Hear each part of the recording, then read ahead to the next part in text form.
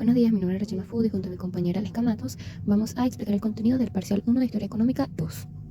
Primeramente, comenzaremos con el sistema de encomiendas, que era un sistema que buscaba la integración de la población indígena a la sociedad bajo el control de los españoles, donde los indios trabajaban de forma exhaustiva para el beneficio de ese entonces los colonizadores. Sus principales características eran la formación de grupos indígenas a cada encomendero, para la obligación de instruirse de forma religiosa y definir labores a cada grupo. También inculcar leyes ante el abuso físico del grupo indígena, pero desfavorablemente esto era desigual ante su imposición. El efecto del sistema de encomienda en los indígenas era devastadora, de explotación laboral a la disminución de la población debido al desgaste físico, mental y al maltrato al que fueron sometidos, lo cual desencadenó la separación de las familias para las cuales terminaban trabajando para los encomenderos. En cuanto a la evolución del sistema de encomienda, primeramente deseo mencionar la rebelión de los indígenas, lo cual llevó a los ajustes del sistema. Hubieron muchas problemáticas debido a las discusiones entre la iglesia, los gobernadores y los encomenderos por el declive de las leyes ante la protección de los indígenas.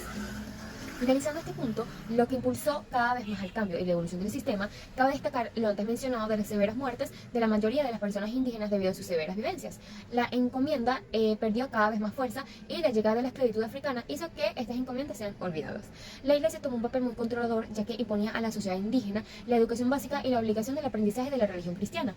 Para ese entonces el rey español infringe en la iglesia trabajar junto al gobierno para la protección de los indígenas, pero por más que la iglesia contribuya para el bien de estas sociedades, estas leyes no eran cumplidas. Ahora vamos por la Venezuela de los siglos XVI, XVII y XVIII. En su economía se ve reflejada la agricultura y la ganadería, donde al inicio del siglo XVI la economía de Venezuela se vio perjudicada debido al alza de los precios de España. Para ese entonces Venezuela se había comprometido a la extracción de perlas, oro, entre otros. A basarse en la agricultura como el tabaco, el café y la ganadería ya para el siglo XVII y XVIII. Y en el siglo XVIII donde predominaba el comercio más diversificado. Con respecto a la demografía de Venezuela en los siglos XVI, XVII y XVIII, en Venezuela se vio, debido a la escasez y el maltrato de la vida de los indígenas, su población se redujo ya que hubieron más muertes. Por lo tanto, se introdujeron esclavos africanos, los cuales iban aumentando ya para el siglo XVII. También se destaca el mestizaje, donde la mezcla entre africanos, indígenas y europeos dio paso a una población mestiza predominante en el país. Y con respecto a la demografía, la población se vio significativamente aumentada cada vez más por los mestizos de la región, como ya antes se había mencionado. Y donde la desigualdad social predominaba debido a que los africanos e indígenas ocupaban el nivel más bajo que los españoles y los criollos, que dominaban los puestos más altos de la sociedad. Ahora explicaremos la llegada de los Wexler a Venezuela.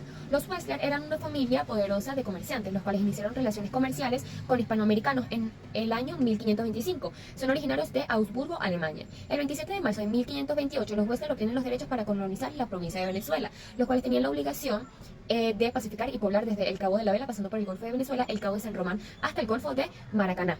Fundar 2 pueblos de 300 pobladores cada uno, levantar 3 fortalezas, llevar mineros para las consabidas actividades extractivas y hasta curas para el ciudadano del alma.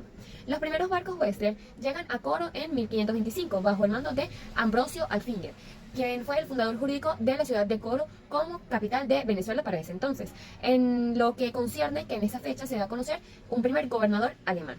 Los derechos para la conquista de Venezuela, la explotación de varias regiones, incluyendo la fundación de Coro y el desarrollo de la agricultura, fueron los principales logros de la familia Wexler durante su estancia en Venezuela. Pero los constantes conflictos con la corona española, añadiendo el fracaso de encontrar grandes cantidades de oro, entre otras riquezas, y la explotación de trabajo que generó disminución de la mano de obra y la explotación de varias regiones, incluyendo la fundación de Coro y el desarrollo de la agricultura, fueron los principales logros de la familia Wexler durante su estancia en Venezuela.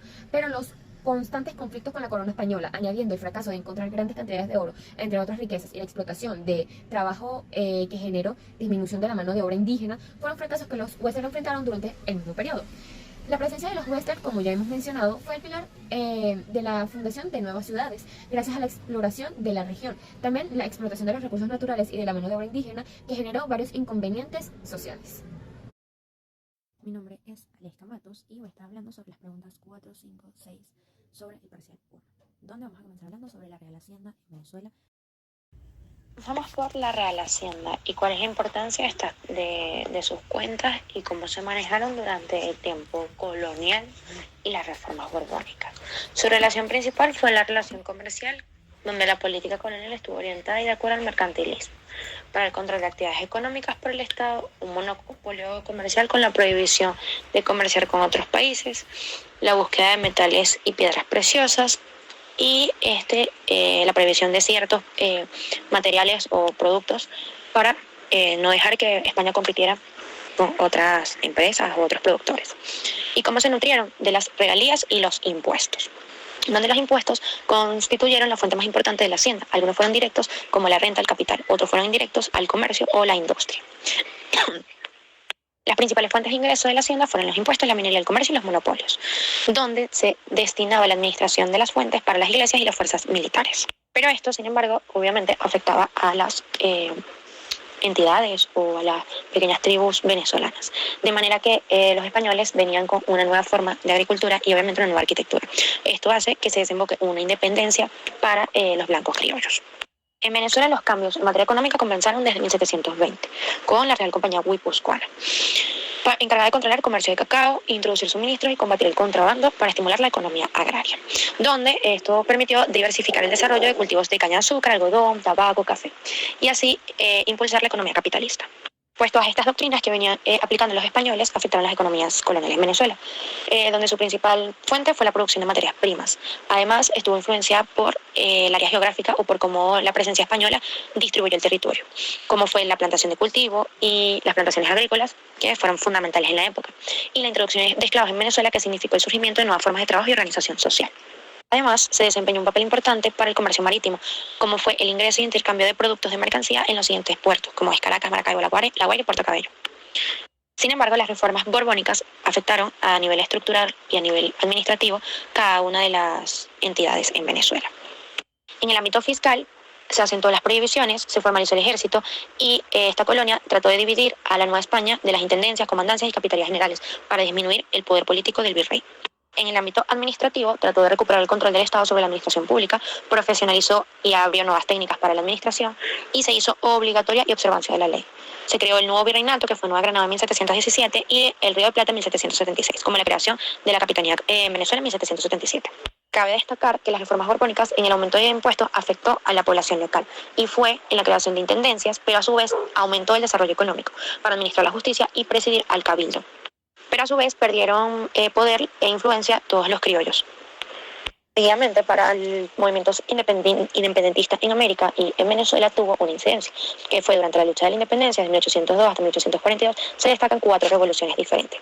Tenemos la clase de reacciones colonialistas, los conservadores, los liberales y el poder popular revolucionario.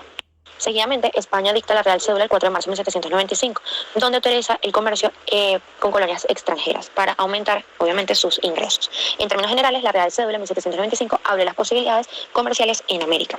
Y por supuesto, esto tuvo un impacto negativo, que fue el crecimiento de pobreza y marginación, y a la vez se despertó en sectores criollos y mestizos la certeza que por tanto la corona había llegado solo para cuidar sus propios intereses. Pero a su vez tuvo un aspecto positivo, que fue debilitando el poder de los señores feudales, permitiendo así un pequeño número de asalariados y pequeños agricultores en el campo. Como la idea del trabajo y el dinero fueron agarrando poder. Por último, en el movimiento separatista tenemos que considerar que el sistema centralista estableció una soberanía de entidad política.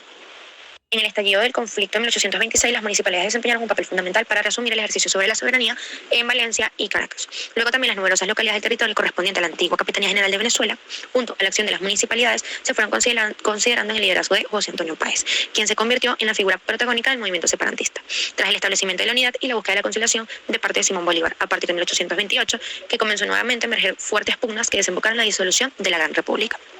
El camino hacia la disolución de la República, el movimiento separatista comenzó a debilitarse en 1826, con la inminente llegada del Libertador al territorio venezolano. En este contexto, las municipalidades temerosas de Venezuela pudieran caer en anarquía y decidieron pronunciarse en favor del Libertador. Por la pronto, reunión de la Convención y concretar reformas constitucionales.